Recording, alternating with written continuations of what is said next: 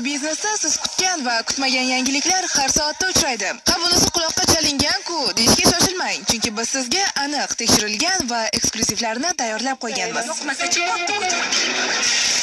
Yurak xurujiga uchragan aktrisa Muqaddas Xoliqovaning ahvoli qanday? Imidji muhokama qilinayotgan Jo'rayevga mikrofon tutdik. Mo'ylovga ishonmanglar, olib tashlayman shekilli oxirida olib tashadi. Dilso'zga olov xavf soldi. Bu haqida dasturimiz davomida batafsil bilib olasiz.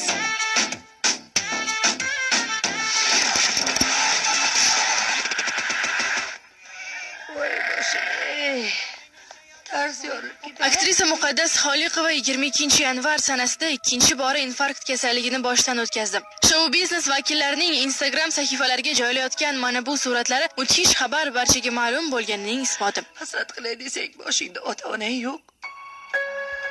Egachi singillari o'zi bilan o'zi ovora. Taniqli kino va teatr aktrisasining suyukli muxlislari ham kam emas. Ular suratlarga shunday izohlar qoldirdi. Men ishonaman, siz hali tuzalasiz. Bizni xalqimizga ko'p keraksiz. Iloyim sog' bo'ling. Bu insonni hurmat qilmaydigan odam bo'lmasa kerak. Sog'ayib ketsinlar. O'zbek teatr kino san'atni yuzi bu inson. Muxlislarni tinchlantiruvchi yana bir aniq xabar. Aktrisa mutaxassislarimiz tomonidan omadli operatsiya qilindi. Asti gapirma. Yoshligimda-hamchi ortimdan yurganlarni son-sanog'i bo'lmagan. Muqaddas opaning qizi Zebiniso bergan xabarga ko'ra 24-yanvar kuni o'tkazilgan muolajalardan so'ng onasining ahvoli qattiq og'irlashgandi. Shu sabab aktrisa Toshkentdagi 1-sonli markaziy klinik shifoxonaning jonlantirish bo'limidan kardiologiya markaziga ko'chirilgan. Tilagimiz shu ondan keyin ham faqat yaxshi xabar eshitaylik. Chunki show biznesimiz va o'zbek kino teatri olamida o'z o'rniga ega bo'lgan va aynan loyiq holda muxlislar e'tiboriga sazovor bo'layotganlar sanoqli. Muqaddas Xoliqova ular orasida. Rollarni maromiga yetkazib o'ynaydigan aktrisani hali ko'p yillar ekranlarimizda ko'rishni istaymiz. Opa, qorasi o'ssin. Qoraginasi o'ssin. Qara shuncha narsa pishirganni. Voy, to'y ketdim.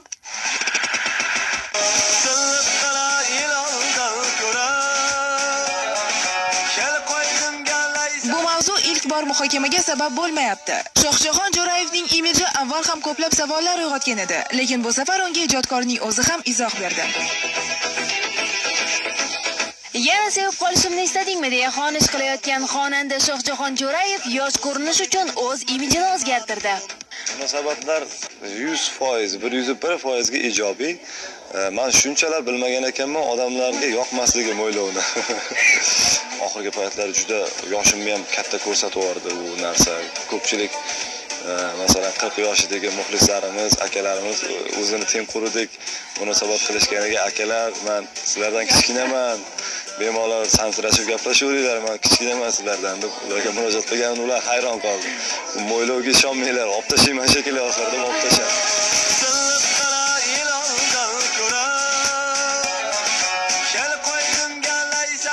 Yil boshidan ketma-ket muhabbat haqida kuylanayotgan Do'ndiqqina, Go'zalim va Kuni kecha klip jarayoni yakunlangan Yana sevib qolishimni istadingmi nomli qo'shiqlar aslida kim uchun kuylanyapti?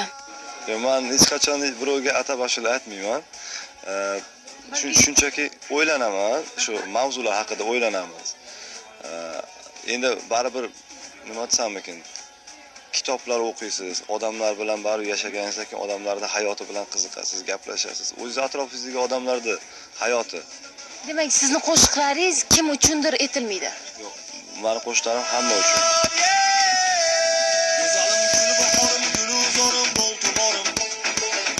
Retro va jaz usullarini yoqtiruvchi xonanda yangi imij bilan birga endi o'zining yashirin qirralarini ham namoyon qilish niyatida. Ammo yangicha uslubda ijod qilish uchun xonandaning otasi xalq artisti Sherali Jo'rayev qanday fikrdaligi barchamizga qiziq. Otam yangilik bo'lgani uchun mana uni isboti bo'lsa, men tushuntirib bersam uni nimadan olingan, qanaqa qilingan. Masalan, unda rock and roll, jazz, blues elementlari bor bu qo'shiqda. Pentatonika lada asosida yaratilgan bu qo'shiq.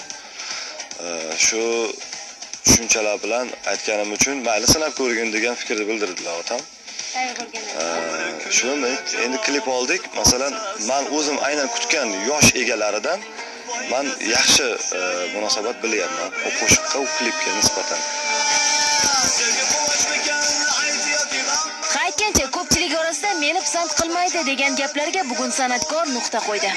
O'zim uyatchan odamman. O'zim sal odamovoqman. Shuning uchun men bemalol birovning oldiga borib ko'rishib yorgani iymanib turaman. Va iymanishim sababli menga nima desam ekan, xalqimiz tarafidan, san'atkorlar tarafidan bu juda kibrli inson degan fikrlar paydo bo'lgan.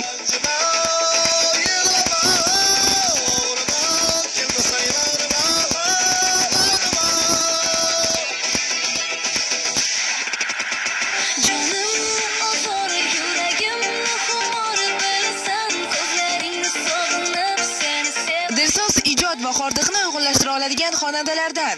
Suyganim klipining tasvirga olish jarayoni bunga misol bo'la oladi. Kuni kecha muxlislarimizga o'zimning ijodimda yana bitta qo'shiq hamda klip taqdim etdik. Yoningga borolmasam, suyganing bo'lolmasam, bag'rimga bosolmasam, seni men suyganim.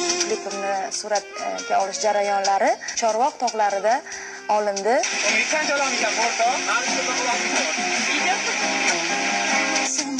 Bag'rimga bosolmasam, seni men suyganim. Juda ham ko'p qiziqarli, xavfli voqealarga ham duch keldik. Tog'da havo tez o'zgarib turadi. Kunning ikkinchi yarmiga kelib, birdaniga yomg'ir, qor, tuman bu boshladi. Do'l yoqqanda mana klipmekerimiz Sherzod Umarov bo'ldi olamiz to'xtatmasdan hammani yig'ib olov atrofiga davom etdik ishlashni. Ham qo'rqdik biz olovdan, chunki yuzimizga, sochimizga umuman tegishi mumkin edi, lekin to'xtatish mumkin emas, chunki olov ham o'chib qolishi kerak emas edi. Bag'rimga bosolmasam, seni men suyganim. Mavzu ayriliq mavzusi, ya'ni o'sha bir-biriga yetolmagan sevishganlar haqida va o'shanda o'zim talqin qildim, ko'p yig'ladim, to'g'risini aytaman. Albatta holatga kirishga harakat qildim, o'sha tabiiy chiqishi uchun.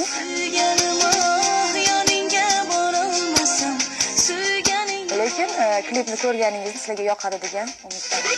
Bizning obyektiv shou biznesdagi har bir jarayonlarni kuzatadi. Shunday ekan, biz bilan birga bo'ling.